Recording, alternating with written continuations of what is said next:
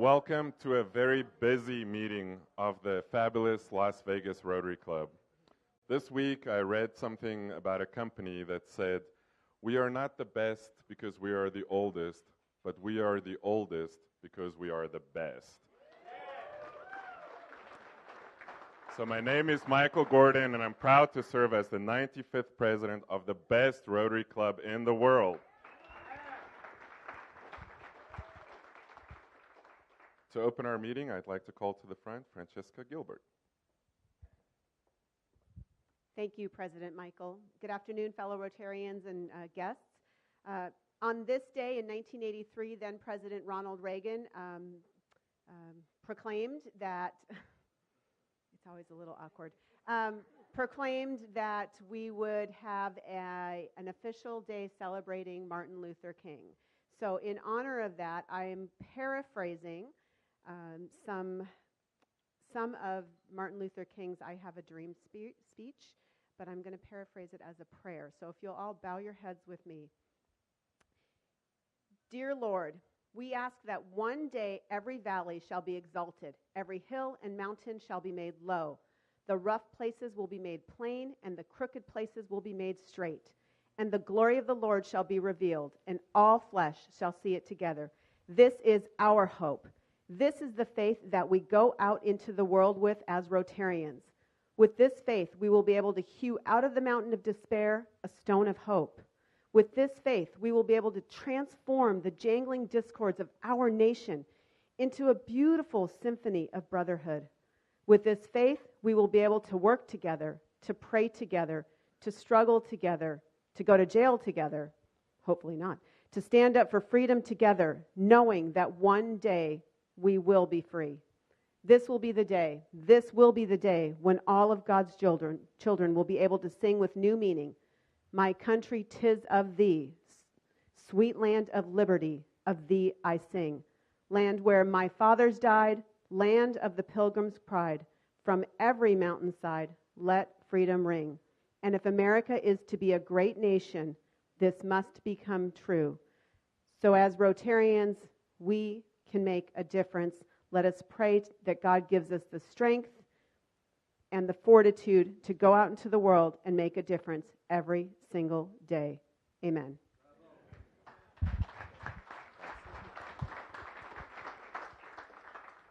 And I may regret this, but I'm going to call to the front past President Russ Swain to lead us in reciting the four-way test.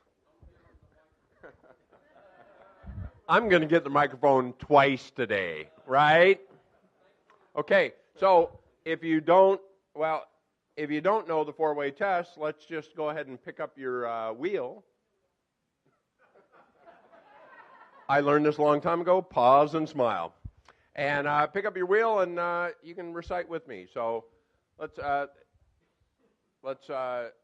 do the four-way test, right? And the things we think, say, or do. Is it the truth? Is it fair to all concerned? Will it build goodwill and better friendships? Will it be beneficial to all concerned? Thank you. He gave it up voluntarily. And now also a Las Vegas Rotary Club tradition, it's become our song leaders, Jerry Engel and Ted McAdam, or just Jerry Engel? Right. Well, we're going to do something a little different today. But I didn't forget it.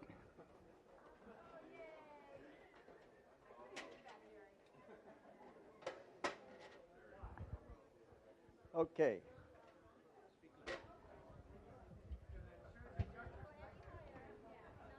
All right. Now you can see me? All right. As you know, we have what we call the Jerry Engel combo. It's God Bless America and America the Beautiful, and we sing it together. And in the past, I've always done it by myself because we would start with the God Bless America, and then I would cue in the America the Beautiful, and we ended at the same time. Well, I asked Ted McAdam to help me because we're going to do it a little different today, and I want you to think of two words. It's timing and focus.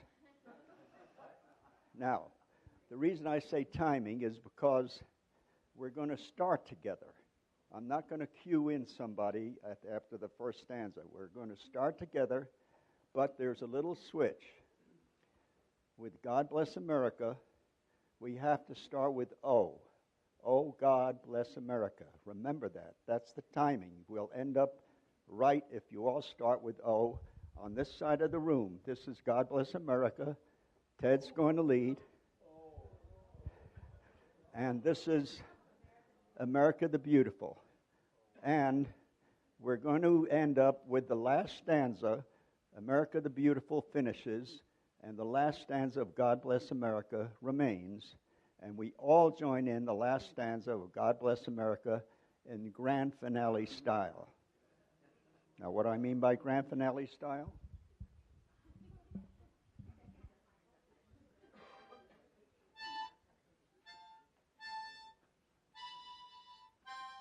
Okay.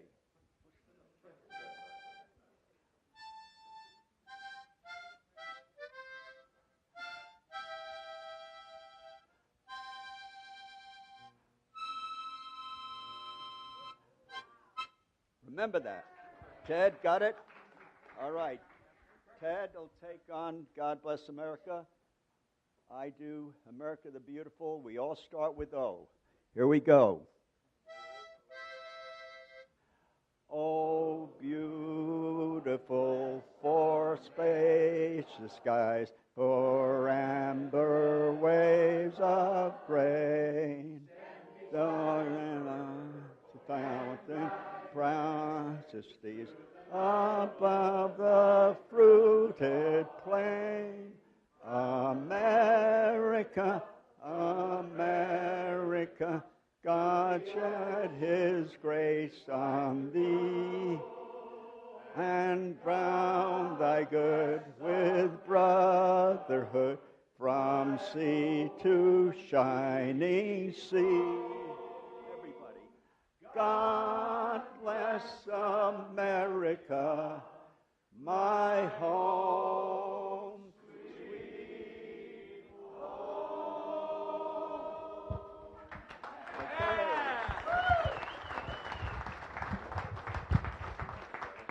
Got it. Thank you. Thank you. The Jerry Engel original. Now, if you could join me in the Pledge of Allegiance. I pledge allegiance.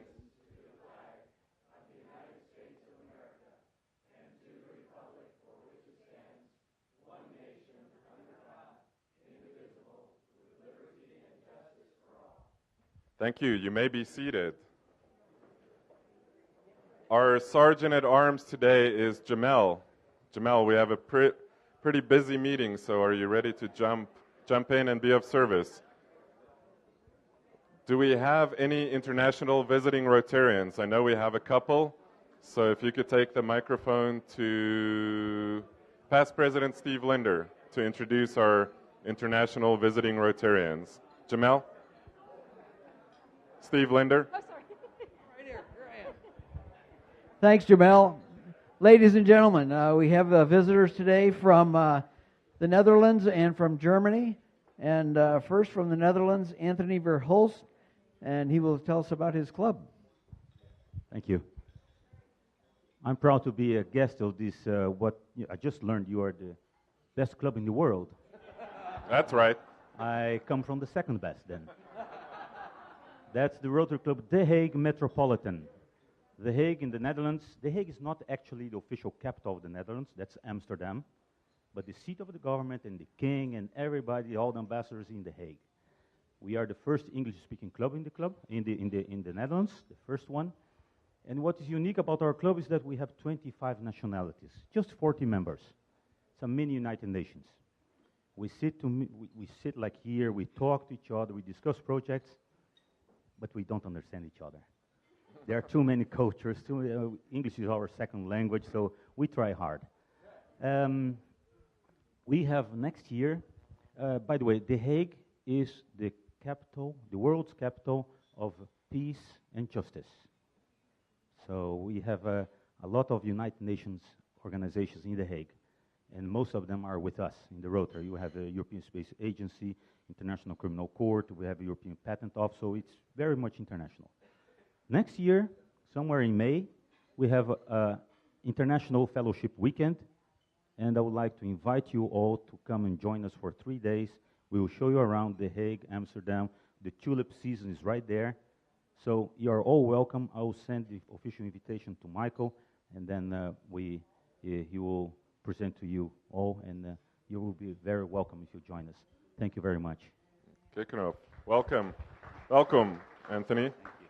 And then Rodney Tucker. Where is he? Thank you. Okay. Oh, he took it. Oh. See? Doing his job. Okay. I didn't even see it. And then we have secondly, we have two Rotarians from Germany. We have Volker Schaffelbart. Oh, I'm really messing it up. Schäfer Barthold and Ingrid Hempel, and they will tell us about their club. Thank you very much for having us as guests here. We appreciate that very much. We have been here last year for the first time. Ingrid has been here. This is her third visit. We are coming here for the Auto Parts show. There's the SEMA that is just across. And our club consists of 70 members, and we are steadily growing, and we are the so-called younger club. Now all the members are the older ones, because the other ones pass away and their children are in that. So we have two clubs, but we have joint meetings and joint projects, but we do predominantly work in Eastern Europe, and there is a handicapped school, a handicapped institution, and we provided them with a workshop and all the equipment that they need, and we regularly visit ourselves to see how it's going on. Thank you very much. Thank you. Thank you for visiting. And then, go ahead. Hello, my name is Ingrid Hempel.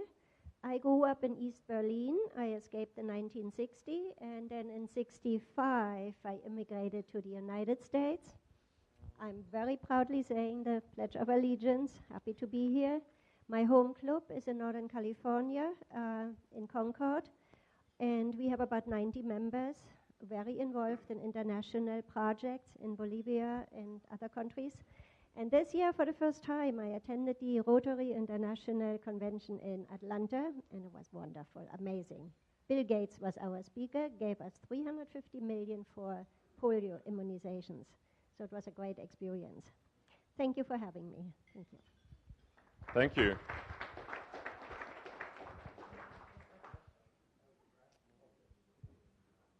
And then Jimmelle.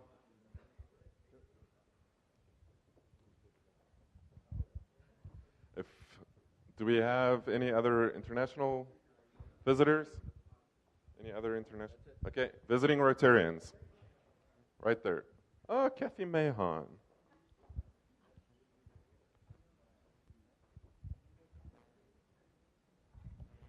Greetings from Portsmouth, New Hampshire, the largest Rotary club in New England. And, you know, it's coincidentally that we also are a #1 on the planet club, so I'm just so happy to be amongst you. We'll take it out to the parking lot. We'll figure this out. My name is Nancy Notice, and I'm a past president of our club. We are very involved with the greater community of Portsmouth and the seacoast of New Hampshire. We border Massachusetts and Maine. We take pride in our service above self.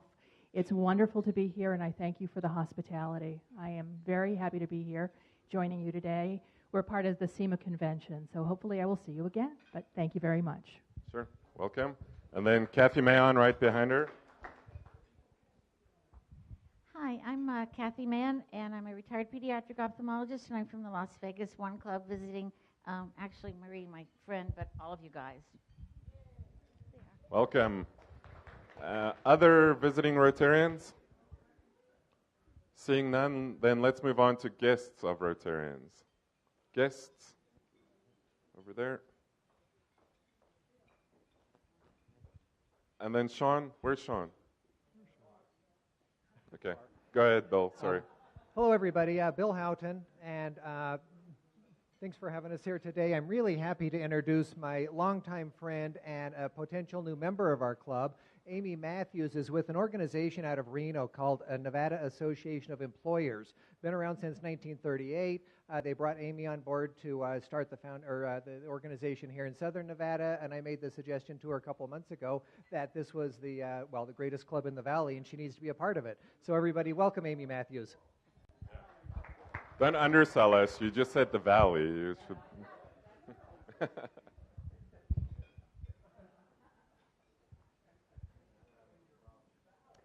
Hello, everyone. My guest is Kathy Shepard. She recently came to Las Vegas. She's from Santa Monica. She was prior a member of Rotary Club of Santa Monica. Welcome, Kathy. Welcome. And then there's one behind you, and then on this side of the room, too.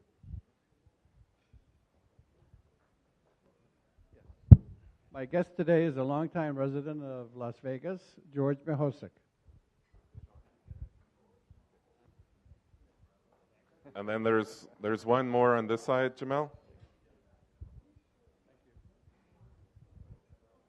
You're going to put your running shoes on.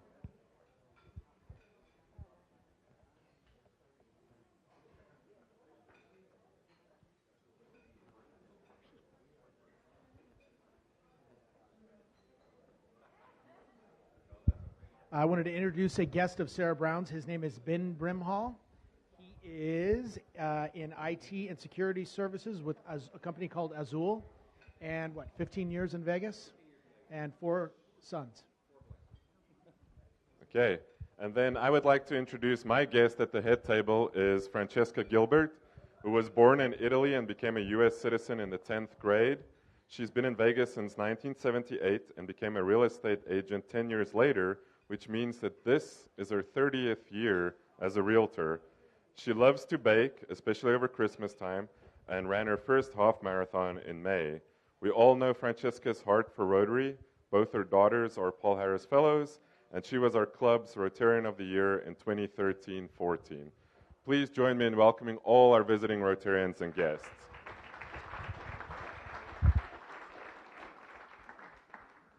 Sorry, Jimmelle, it's a busy meeting, so you're not going to eat. I'm not going to eat. So we have a birthday table. It's the first Thursday of the month, so if you could take the microphone over to the birthday table and let the Rotarians tell us all about their birthdays. Gosh, I don't know what I'm supposed to say. I'm Tony Kern. My birthday's the end of the month, and that's about it. I've been a Rotarian since the end of June this year. Okay. Watch out, watch out. Hello, fellow Rotarians and guests. It's Russ Swain again. My birthday is November 12th every year, and God bless Bert Perdue. Him and I shared the same birthday. He was a member of this club a lot longer than I am, and God bless him. Rest in peace, Bert. I joined this club in October of 1994. I'm grateful to be a past president of this club, and I love Rotary. Can I talk a little bit more, President? No, thank you. Thank you. Time's up. Thank you for letting me be of service. And I think there's some other birthdays in the room, but Tony and I were really lonely over here, and then I glanced over, and you might want to take the microphone right over that table right there, another past president.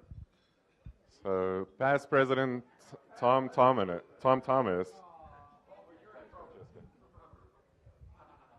I'm hitting an age this year where I get to claim forgetfulness.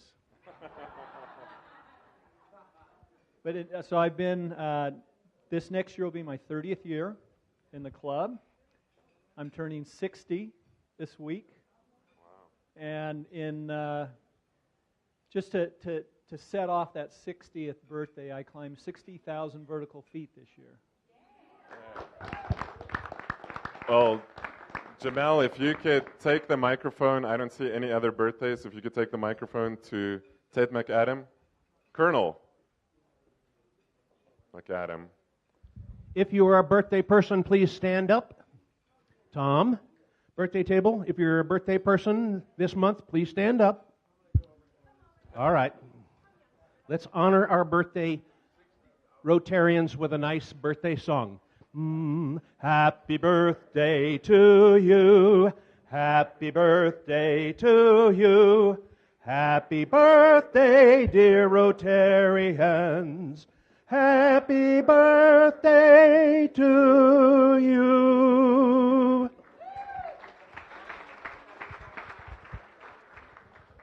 I'm glad that song didn't have an intro, and we could just go straight for it. So next week, if you could take it to, or maybe not, but past President Dave Thorson will be back in charge next week. So Thor will be wielding his hammer. I am out at a Rotary training, so Thor is back. So thank you in advance for your service, sir. I want to give you guys some feedback. The Polio Pig that we sent around last week raised $151. So thank you for that, for polio. And then Erik Astramecki has some feedback on our canned food drive / Halloween party that we had on Friday night. Erik.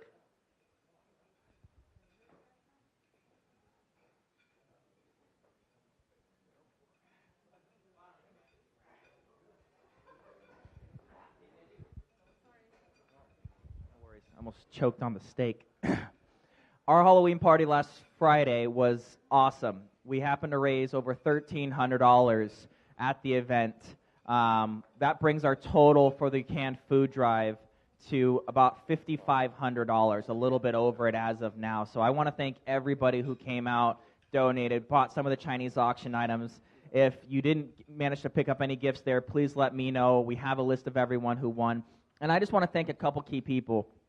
First off, I want to thank Rodney Tucker, because our grand prizes, the baseballs, the awesome rookie cards, were to him and his family and their relationships with those actual personal baseball players and getting those balls. You know, that grand prize was worth over $1,000. And then, we all know her, we all love her, but she stepped up once again. Janice Lencke, really a week out, we had a couple prizes. She brought in over $3,000 in raffle prizes in a week that were used at the Chinese auction. And as far as the decor, why it was set up, I mean, she, you know, we all know her expertise is legendary. And once again, she really helped us make that event successful. So we have a couple more weeks left to raise money for the Salvation Army and our canned food drive. I believe we wrap up last week of November. We're at $5,500 now. We'd like to keep that going. So the Green Book is being passed around. We still have the capability to take donations. Thanks again for everyone who is involved. Last but not least, sorry, Neil Melnick, his company, Be Catering with a Twist, donated all of the food for the Halloween party. So all of the proceeds from that event went directly to our cause. So thanks again to everyone who came out. We look forward to the next one. Thank you. And then next up, we have President Larry Rouse, the president of our foundation board. This is Foundation Month, and he's got some foundation news. Yeah. Thank you. In all of your rosters, there's a document in the back called a gift acceptance policy that's really technical and legalese and so forth. And President Michael asked me to talk a little bit about that in a non-technical way. This is talking about making gifts to the foundation. We all know we can give money, but the short translation of the gift acceptance policy is we take stuff too. Well, what kind of stuff? Lots of different kinds of stuff. One of the best things that might help your tax situation would be an asset like stock that's gone up in value. We can take that. Check with your advisor. You may be able to get a full deduction for the current value and not just what you paid for it. We take collectibles, art, cars, preferably something that Ryan Hamilton would be proud to be seen in. And one of the other things in there, we talk about planning. People can get income tax advantages with what we call charitable lead trusts or charitable remainder trusts. It's kind of technical, but the idea is that you get a present tax deduction for a gift to the foundation. And then finally, we talk about bequests, testamentary bequests, and life insurance beneficiary designations. Those are easy, they're simple, and they really benefit the foundation. And we will do our best to do a good job with the money. Our cause is your cause. Thank you, Larry. As you received the email from Sean, 2 weeks ago, our speaker, Pat Christensen, donated 2 tickets to the NFR, and I'm going to read this disclaimer. before we auction it off. So everybody knows what the tickets are for and where it is. So Las Vegas Events presents you with 2 Plaza tickets to attend one night of performances of the 2017 Wrangler National Finals Rodeo at the Thomas & Mack Center in Las Vegas. The Wrangler National Finals Rodeo runs December 7th to 16th. So it's any night of those. You have to call the number here. There's a number and a person's name. You have to call that number to request the night for that. So the Plaza seats, it's in the Plaza section, but it's based on availability. So there's not a specific row. It's just whatever date you pick, those are the tickets they're going to give to you. So everybody clear on that? Okay, so let's start. The face value of these is $150 each. So that is, yeah, let's figure it from there. So each, so let's start at $150 for both, and then let's go from there. So do I have $150? $150, $160, $170. $170 in the back, $180, $180, $200 up front, $210, $210. I saw Chris Bennett first at $210, $220. I see $220 in the back, $230, $250. Bob Brenton, $260, $260 Chris Bennett, $260. Do I see $270? I'm sorry? $300 in the back. $300 Jackie Thornhill. $310. I see $310 Chris Bennett. $320. $320. So it's a $310 for Chris Bennett. $320. $320 Francesca Gilbert. $330. $330. $335 Steve Casey. $335 Steve Casey. $345. $345 Matt Nelson. $350, back at $350. $360. $360 going once. $360 going twice. Sold to past President Steve Casey for $350.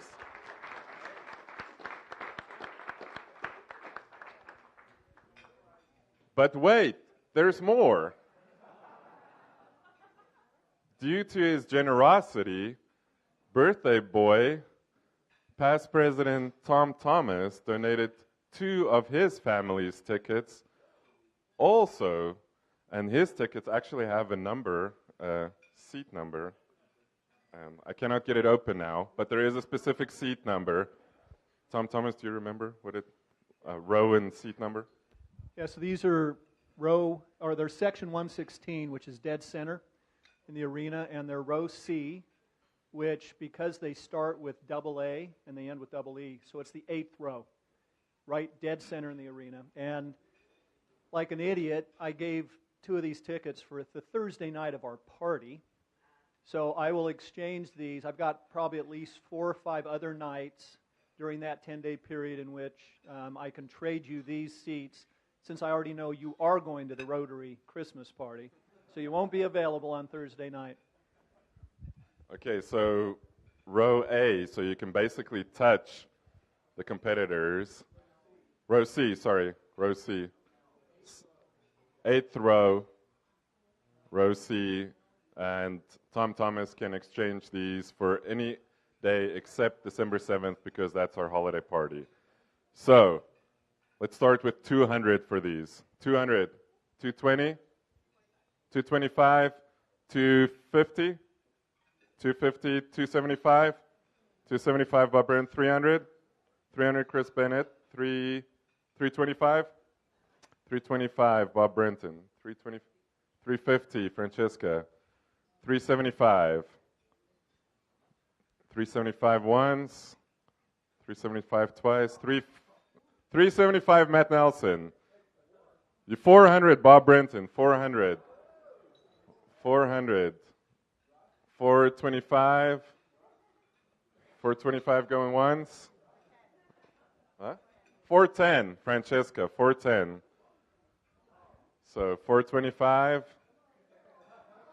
425 going once, 425 Bob Brenton, 425, 435.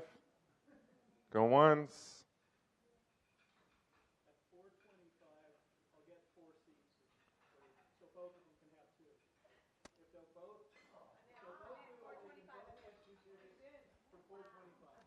The plot thickens, if you hadn't heard. For 425, Tom Thomas is donating an extra 2 tickets if both pairs of tickets sell for 425. So Francesca has got the other pair for 425. Anybody want to go higher? 435? Hey, I'm just checking. We're raising money here for the foundation, people.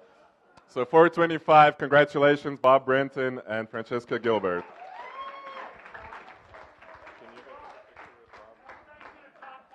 Thank you, Tom Thomas. So I'm going to give these back to you, Tom. And then they can... Oh, with me? Yeah, you should get Tom in the picture.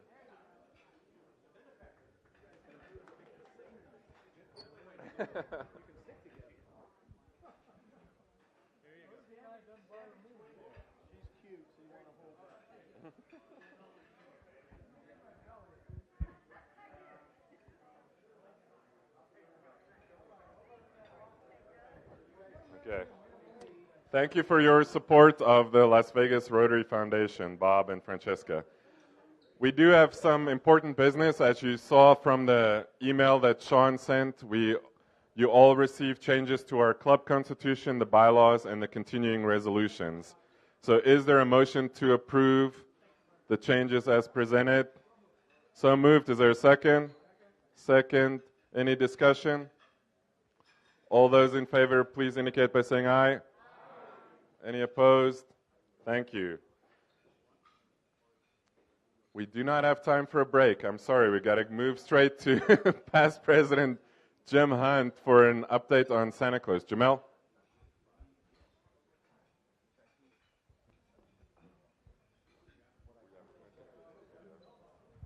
Thank you, President Michael.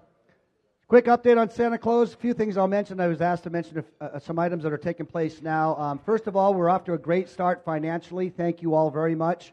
As I mentioned a couple of weeks ago, this is going to be by far the most kids we have ever invited. We're increasing the number this year by about 35 kids. So with that in mind, we need by far the most number of volunteers that we've ever had. So we're a little bit sluggish right now. I'm not nervous because we've got some time. But and some of you have been kind enough to ask me, should I start inviting friends' companies and things like that? No, not at this point. But please do start making sure you're inviting your family members, your friends, your trusted coworkers, and maybe your trusted neighbors. Get some people involved. Show them what you do in Rotary. This is an excellent opportunity to share what we do. So please make sure that when you sign up on the line for volunteers, if you're bringing 3 people with you, make sure you indicate the total number of shoppers is 4 and not 1, and then you're bringing 3 people, and you'll let us know when you bring them. If we know how many people are coming in advance, I don't have to beg, and that helps me a lot. A lot of things going on right now. We've got grant requests submitted to the Engel and Ted Family Foundation that will be heard on the 21st. They've been tremendous partners of ours for many years now, so I'm hopeful that will continue. Just to give you an idea, I was asked to say what some of the things we do throughout the year or what's going on now. Right now we're in the process, we're working with Aramark, for instance, to get 375 cookies donated. We are in the process of purchasing 375 sports balls. We have gotten 375 backpacks. We are having 375 wooden toys made right now for the kids.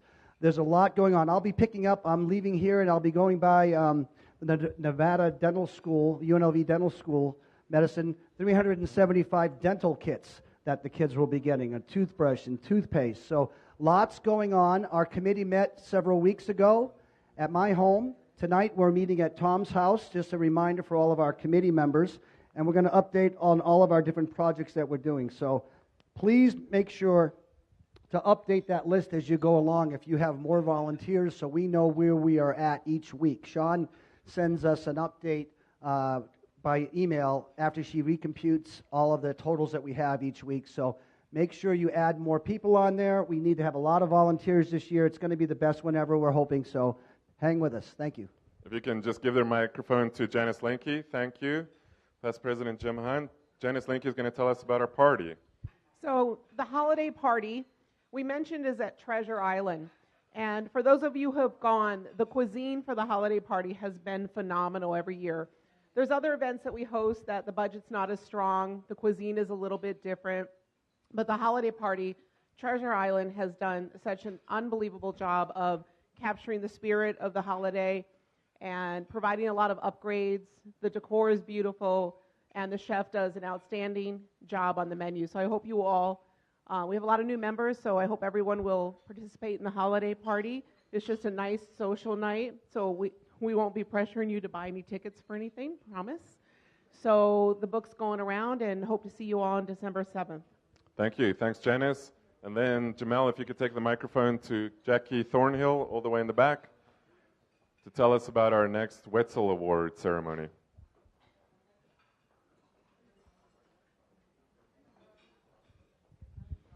Hi, everyone. We have our fourth quarter and final ceremony for the year out at Nellis on November 30th. So as we always do, we'll meet at the Visitor Center at Las Vegas Boulevard and Craig Road at 2:30 if you need a ride into the facility. The facility's changed. It's in another area, a larger area, because we're getting so many people attending. So come out and honor our military with us on November 30th. Thank you, Jackie. And then, Jimmelle, if you could take it over to Marie Walsh for our Breakfast with Books.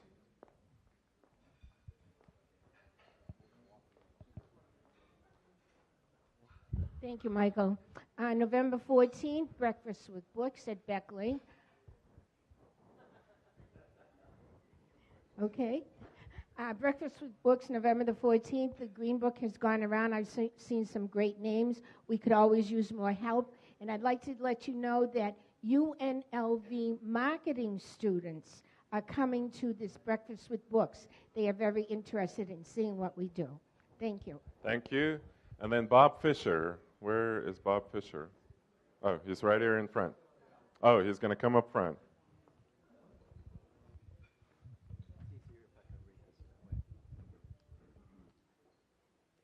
I don't want to put any words into Major Randy over there. We had a wonderful phone conversation yesterday and tried to guide each other a little bit, and I'm very, very much indebted, Randy, to what I think we've agreed on. It appears that almost it was the first week after the incident where there was a great need for certain things, and then it died down after that. And as a matter of fact, the Salvation Army now goes to 2 hospitals a couple times a week, is that correct? And sits in the cafeteria hoping that some family member might come into the cafeteria. And so what has happened is that the few people who are still in the hospital, the family comes and goes. The family are all from out of town, and they come and go. So we finally decided, what can we do? And I made a suggestion to the major, and he made a suggestion to me. And my suggestion was something that I think I talked about last week. There are a lot of people, hospital staff members, who are having a very, very tough time, as you can only imagine. Those of you who saw Channel 5 last night with their special. So there is surplus money that the Salvation Army has, and one of the things that I had suggested, and he's going to check it out, is to put that money into providing professional counseling, professional help and assistance to those people who are working in the hospitals, who may want to do it, because as you know, it's very, very expensive. So I said to him, what do you need? What can we do for you? What can we do for the Salvation Army? And we obviously don't need to do any more than we are doing now for canned goods, because that's just a smash, and it's great. So I said, so what do you need? And he says, well, let's talk about the children. Christmas time, we need toys. How many toys do you need approximately? 5,000 toys. Divide that up for 100 people from the club, let's say. The bottom line is, and is it stuffed animals or is it just toys in general? $15 or $20. We are going to do 3 consecutive weeks, and you'll find out about it next week, those exact weeks. But I am going to give you a specific date right now, too, for those of you who are interested. We're going to do, for 3 weeks, going to ask people, if you will, to bring in toys, and we will immediately then bring it down to the Salvation Army, or we will store it and bring it to the Salvation Army. On December 13th through 16th, December 13th through 16th at Cashman will be the setup. And we will need volunteers to help with that, as well as everybody to hopefully donate some kind of a toy. The date has not been determined yet when we can help to distribute those toys. So that is what we are going to do, and we will be very cognizant of the fact that by doing that, we continue to reach out into the community. And thank you. Am I missing anything? Okay, thank you, and thank you for approving. Thank you, Bob, for organizing another great hands-on project. Now, we already raised some money for the foundation, but we need to raise some more. $2 million isn't going to come easy. So if you, Jimmelle, can take the microphone to David Squire. Finally, your day of judgment is here, sir. Apparently, you've had a new addition to the family. You want to tell us about that? Because it's going to cost you. Oh, okay. It already has. True. I have a 7-week-old Madeline Sophia Squire at home, and she is absolutely wonderful. We had some challenges, and she's just amazing. She's the perfect little angel, and I just had her picture. Just looked at her picture 30 seconds ago. So it's my second. So my first is Abigail, and she is 14. And my second is Madeline, who's 7 weeks. So a little bit of a gap. That sounds like a built-in babysitter, Yeah. almost like you planned that, right? Right, yeah, well, until college. Sure. Well, congratulations, and thank you for your $95 donation to our foundation. Welcome. It's Madeline's donation. It comes out of her college fund anyway. Don't worry about it. I don't feel bad about that. And then if you could take the microphone over to past President Randy Donald, right here in front. Oh, some internet Facebook troll sent me this picture that showed that you are recycling Halloween costumes, sir. There's a photo from 2014, and then there's one from just this last. But if you look real carefully, you'll see it's been upgraded. Oh, yeah. Should I hold it back further? Yeah, So where exactly you see is the this? upgrades? No.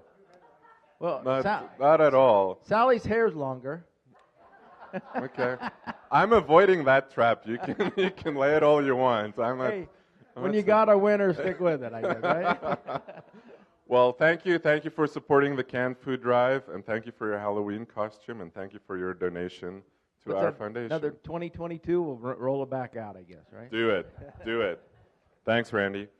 Okay, so now our drawing, and actually we have 3 drawings today. So thanks to the generosity of Janice Lencke, I will tell you what the third one is, but the first one is for the pot. So 3821627. 3821627. Matt Nelson.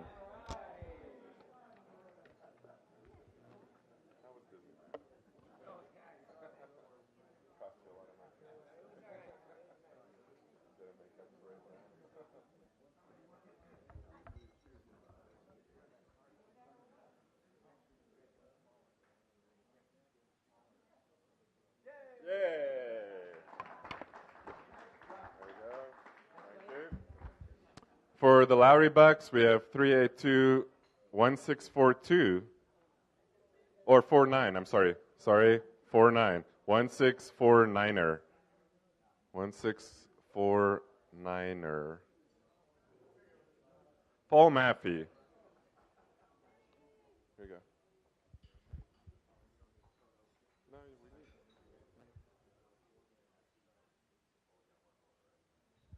And then Janice Lencke donated 4 tickets to the Cinta show at the Plaza Hotel with no date, so you can use it whenever you want. And the ticket for that is 382-1564. 1564. Randy Campanelli.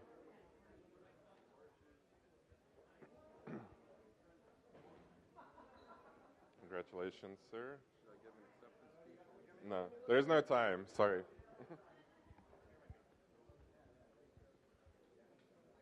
And we are 1 minute over, so I'm going to call Sarah Kane to the front to introduce our speaker.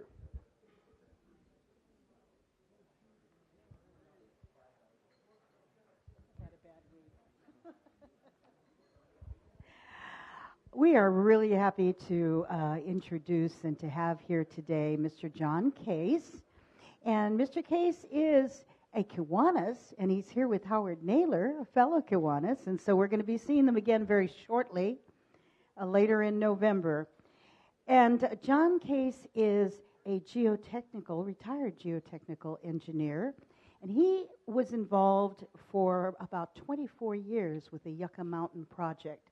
So I'm sure he's going to have some very wonderfully interesting things to tell you about that particular project. And as Las Vegans, we're all very interested in that, I know. So John Case, thank you so much. Thank you.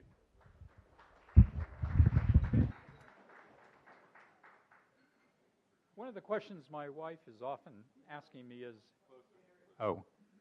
one of the questions that she's asking me all of the time is just why do you have such a great interest in the Yucca Mountain project?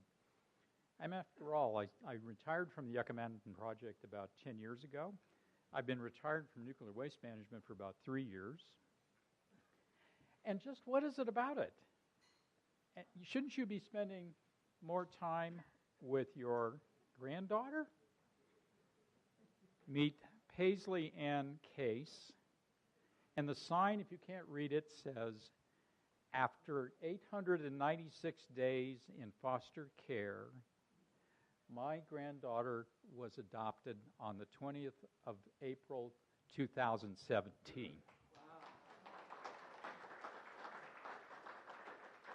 Well, it's really true. I should spend more time with her. But I have to tell you, I am just totally intrigued by the Yucca Mountain project. For if on the one hand it goes forward, there will be no doubt in my mind a U.S. Supreme Court decision which will uphold the science. And 100 years from now, we will think about that decision as being as important to American history as Shays' Rebellion was to the formation of the Constitution or the Whiskey Rebellion during President Washington's first administration. But today what I'd like to do is go through nuclear waste problem definition, Nuclear Waste Policy Act, nuclear waste disposal based upon science, DOE submittal of license application, and NRC review. And then I'm going to talk about recent legislation, and then, of course, I want to answer your questions. So let's talk about the definition of the problem. About a quarter of the energy in the United States is generated by nuclear power. What we do is we take uranium pellets, we fabricate fuel rods. The fuel rods are bundled together. We insert the fuel rods into the reactors, and we generate a controlled fission with splitting of the amidon, which is an exothermic reaction. We generate electricity. Now, the problem with this is that the problem is the waste, well, after a period of time, we have to remove the fuel rods from the reactor, and it's uneconomical to use them. They become spent fuel. Now, this material is hazardous and very radioactive. All people that are involved in this subject will agree on that. There's also a second form of waste that comes from weapons production. Now, the problem is that when the nuclear power plants were built in the late 60s, mid 70s, they only had temporary storage in mind.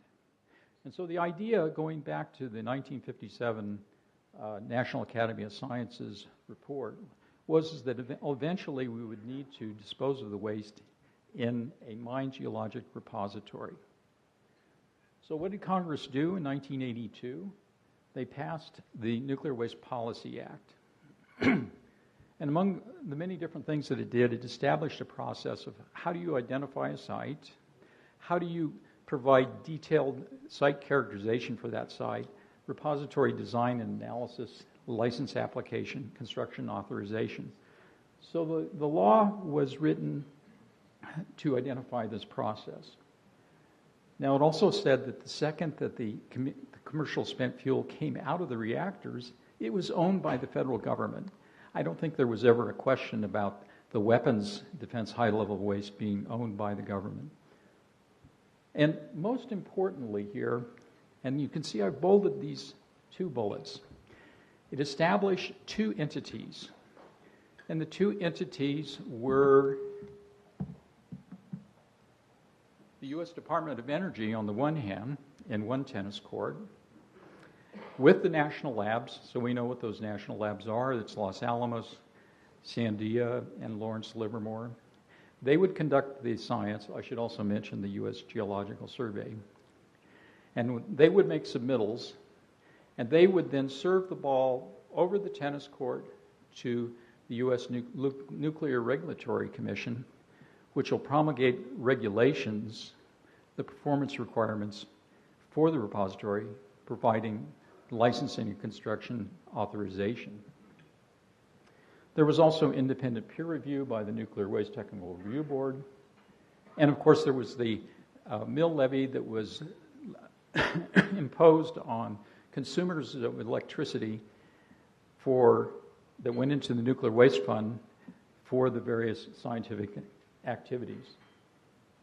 Now, as we all know, the law was changed in 1987. Nevada was identified as being the sole site for the repository. And of course, it was a political decision. There can be no question about it being a political decision. But the thought I would leave you with is that there was some information of a preliminary nature that actually favored Yucca Mountain at that time. So let's talk about the recent history of the project. So 30 years go by, U.S. Geological Survey is out there doing exploratory drilling. The labs are involved in their various experiments out at Fran Ridge and underground in the exploratory studies facilities. And what happens is that this leads to the culmination of the license application submitted by DOE in June 2008. The NRC docketed that license application 3 months after that time, and the law said that the NRC had 3 months or 3 years to review the license application. Now, as we all know, in 2008, candidate Obama is campaigning in Nevada. He is opposed to the project. He gets elected in November 2008, goes into office in January 2009, and in August of 2010, he terminates the project. Initially, he says that the science was bad for the project, but when he was challenged on that, actually came up with, well, the policy is not workable. So then there was also the suspension of the Atomic Safety and Licensing Board hearings in 2011. And then DOE withdraws the license, or I should say they attempt to withdraw the license. So now what happens when you have a major project that spent $15 billion that suddenly comes to an end? Well, one of the things you're going to do is you're going to have a Blue Ribbon Commission on America's nuclear future. They'll conduct hearings to find out what happened.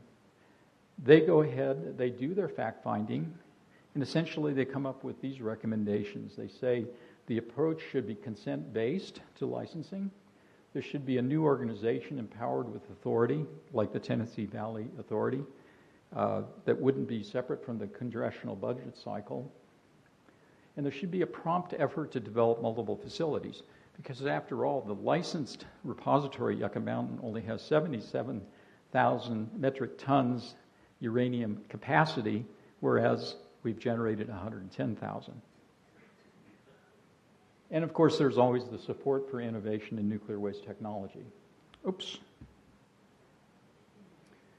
Okay, so let's talk about the legal challenges. Another thing that happens is there are stakeholders in Washington, South Carolina, and initially private citizens, and they sue the DOE in federal court saying it was against the law for Obama to stop the project. The appellate court in Washington rules on Aiken 1 saying no, it was within his authority to stop the project. But there is a second lawsuit that happens. It's called Aiken 2, where the lawsuit is about the NRC. And so the tennis ball has been served from US DOE over to the NRC, and this time the appellate court ruled in favor of the plaintiffs and said that by law, the U.S. Nuclear Regulatory Commission must complete their safety evaluation report. What did the NRC do? They issued these 5 volumes. Now, of the 5 volumes, Volume 3 and Volumes 4 are the most important. Volume 3 was the science. What is the post-closure? Does the repository meet the post-closure requirements as outlined by the NRC? The Volume 4 dealt with land withdrawal, which Congress has to do for the project, and water rights. Here's the thing I would leave you with. This independent agency over here, independent from all of the people that were involved in the research, has come to near complete agreement about the project. Okay, near complete agreement. So what does this mean? First of all, there were the 2 issues with regards to land withdrawal. New legislation is going forward through the House right now. There was a vote by 49 to 4. And so one thing that I would leave you with, people in Nevada, and the reason that I think that it's going to go to the Supreme Court, is that the state of Nevada and the federal government are on a collision course on this, because the vote was 49 to 4. Okay. I suspect within another week or 2, you're going to see a significant bipartisan majority voting on the project. What would the project do?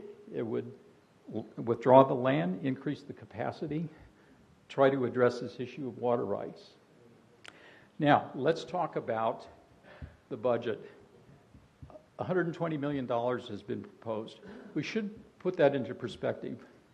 If you took the $15 billion, you took 30 years, that's a burn rate of $500 million a year. So the federal government is spending about a quarter of what they were spending 10 years ago. But what will that money be used for?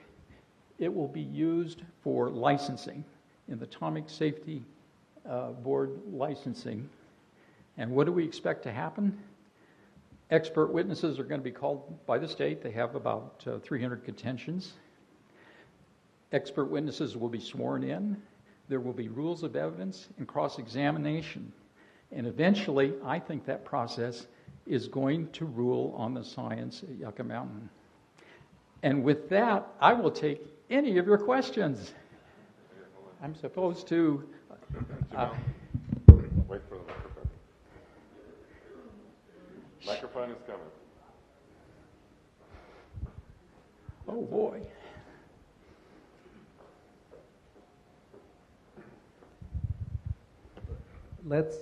Let's add the things that are missing from the presentation.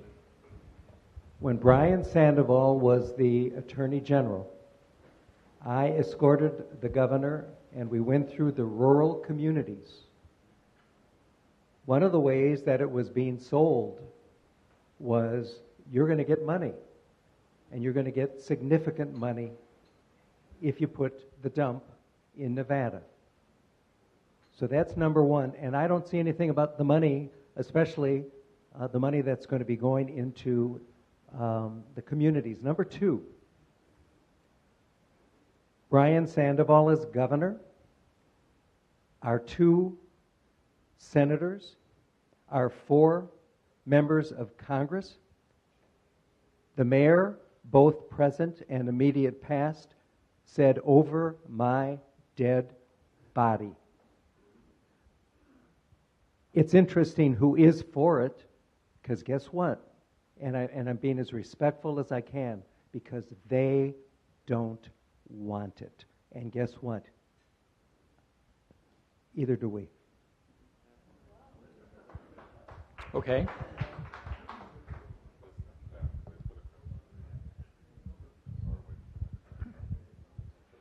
You know, what I don't understand is why can't they recycle this nuclear waste if it's as hot as it is? Well, one of the problems with recycling is that it's expensive. And what has been found to be true is, say if you went back 30, 40 years ago, the thought was, yes, we'll recycle. But what's happened in the meantime is the cost of yellow cake has gone down, and the cost of recycling is high. So only the French do it, and the British actually abandoned recycling. So the technology just isn't there to do it in a cost-effective way.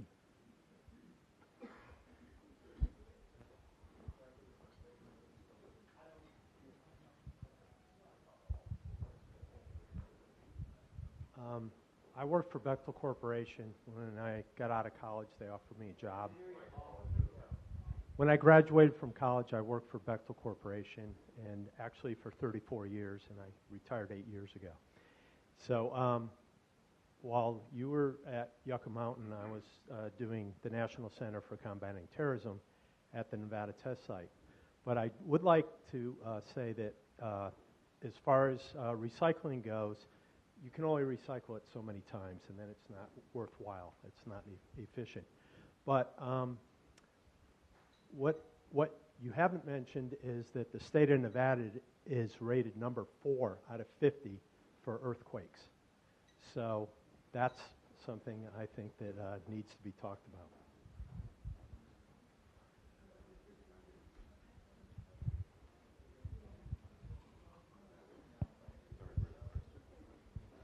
So, Mr. Case, we're honored that you came to talk to us, and we have a rule that you can disagree, but you have to do it politely. And I want to thank you because you're the first person that I've ever heard, and I belong to a lot of organizations, that actually said that the site selection process was never based on the science, it was based on politics. And then every year after that, since 1987, which, as you know, we call the Screw Nevada Bill, every year after that has been spent to justify a political decision. And so I have a friend back east there, he's my best friend essentially, and he's a senior mid-level manager for the NRC. But he's on the nuclear power plant testing side. And I asked him about it, he lives in Maryland, and he says, well, everybody I talk to says the science is sound. And I said, really? So those caskets you see that they're going to transport them in, and the train hits it and nothing happens? He says, yeah, that's right. And I said, well, did you know that actually that never was intended to be the casket, and the casket hasn't been designed yet? Did you know that? He says, no, I didn't know that. I said, did you know there's an active fault line because my house shook within how many miles of Yucca Mountain that they didn't know about when Congress took the weakest state and said it'll be in Nevada? We have an active fault line, and then there's a lot of things. Let's talk about water. Oh, the desert's dry. Well, not only is the desert dry, but there's water flowing through there, which is highly reactive to stainless steel, if I'm not correct, which is what the steel permanent cases are going to be. And so, I don't know if you worked on this, but the state-of-the-art scientific design is to put titanium awnings over the casket, so as the water drips down, it won't hit that casket for the next 10 million years, but then that's been reduced to 1 million years, and then it's been reduced to 10,000 years. And what is it now? I think it's 1,000 years? Well, no, the standard actually changed after the lawsuit that occurred in 2002, where the state sued with regards to the science. And what happened was that the standard was changed to 1 million years. It had been 10,000 years, and it was changed to 1 million years. So I have two questions. France vitrifies their nuclear waste. They turn it into a glass-like substance, which is easier to handle. Right. That's question number one, and then I'll just tell you my second question, and I'll shut up. What's wrong with doing another site selection based on science and not politics? So when I hear that it's based on science, it's good science, and I bring up all these things, oh, we've solved for that, what I'm told is that was supposed to be 90% natural barrier, 10% man-made barrier. Now it's generally 90% man-made barrier, 10% natural barrier. Well, I would tend to disagree with that. I think that if you went back to 10 CFR 63, when the regulations were first promulgated and in confidence rulemaking, there's always been engineered barriers associated with repository isolation. If you go to Sweden, you take a look at what they do, they use bentonite and 20 centimeters of copper. Okay, so my real question is this. Why don't they start over and do a science-based site selection process? Maybe Representative Shimkus from Illinois, where all the power plants are, would go for that. But you know what? He'd lose the next election if he went for that. In fact, any member of the House or Senate that says, okay, let's open it up to the 50 states and let's let science do it, they're done. It's the NIMBY. It's not in my backyard. And I'm going to shut up now, and thank you. You know, you're right. And I'll be the first here to say that the 1987 law cut short the detailed site characterization of multiple sites. I will say that. Congress had decided to do it serially. They said, we'll take a look at the first candidate site, and if DOE had found anything wrong with it, then we would go to another one. But I do agree with you. But I guess the point I would try to leave you with is that you're going to have to eventually come up with a total systems performance assessment. And it's going to have to weigh many different factors. And some of those factors are going to be favorable to the repository. This report I wrote, 1987, 30 years ago, concludes that when it comes to repository sealing, there are advantages at Yucca Mountain. Just backfill it. There are not advantages to a saturated repository. On the other hand, if you went to what Dr. Allison McFarland says, who is a critic of the project in this book right here, she's in favor of a reducing environment. So one of the questions is just how do you combine these different aspects of the repository design, analysis, isolation together? You have to come up with a total system performance assessment. And let me tell you what's going to happen. When that goes to the court, you're going to have those expert witnesses. And I'm very confident, I'm actually hopeful, I should say confident, that a lot of the issues will be resolved because there will be scientists and engineers who are trying to come to a resolution. And that's the way I feel about it. Oh, let's see. Okay. Parliament. Thank you, Mr. Case, for coming and presenting a perspective. Having worked on the Yucca Mountain project for 3 years, I also have a perspective. First of all, Bob, you're wrong. It is not a dump. A dump implies something that's not manageable. The attempt is to make it a repository which has the opportunity of withdrawing that and recycling it someday if it ever becomes appropriate and affordable. The issue that I'm really concerned about, Mr. Case, and you mentioned it, how many power plants do we have around the country that are temporarily storing this stuff? 120, something like that? I don't know. Yeah, there's something like about 120, and one of the things that's important to recognize is that there are now about a dozen where there was once a nuclear power plant, and now there is just a decommissioned power plant with spent fuel at that site, much of it in spent fuel pools, like the situation at Fukushima. So here's the reality, folks. You have 77,000 metric tons of pellets being stored temporarily in ponds around the country. You don't think that's a target for a possible catastrophe? If you don't think so, you're wrong. There has to be a national urgency to gather that stuff up and secure it someplace. It may not be Nevada, but Nevada's test site is 1,200 feet below the surface of the ground. It is 90% natural barrier. 90% natural barrier. So we have to get on board and find a place to bring that stuff someplace and secure it, or we are waiting for something to happen. And thank you very much for your time.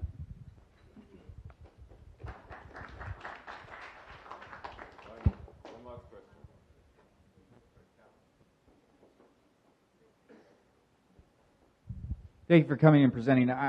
So, being someone that's an expert in nuclear waste management, can you touch on the two different, from my research, there's two different types of nuclear power generation. One that actually reuses the same waste, and it's actually a smaller reactor and actually produces less waste, as opposed to the reactors that most of us are currently using that actually produce a lot of waste and are quite larger.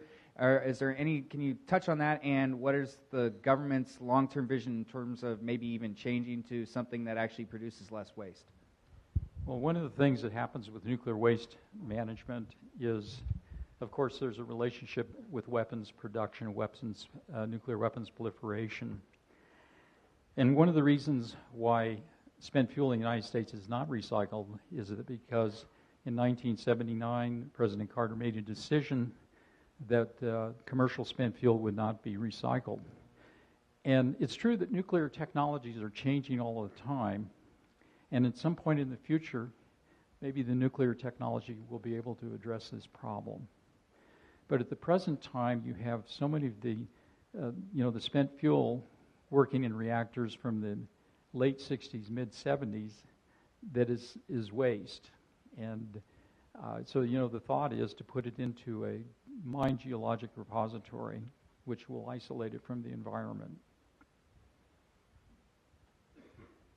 One more?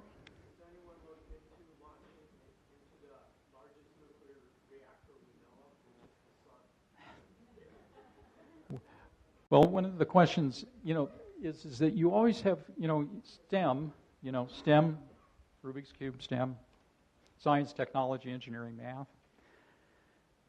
You can look at it from the standpoint that science is good, and that's what we should do. But the question is, do we have the technology to send waste up into space when, what is the probability that the space shuttle might actually crash?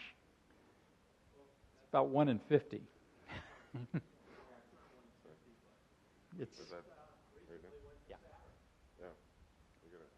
Okay.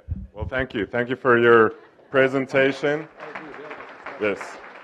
And John said he'll be available for questions afterwards. John, in 3 weeks, we'll meet again for the true face-off of the canned food drive. So now you know what we got, but before that, we would like to present you with our Share What You Can award, where we're going to present a hot meal to a homeless vet in your name. So thank you for speaking to us today. And then, like I always say, Rotary is like tennis. The one who serves best usually wins. Now go forth and make a difference.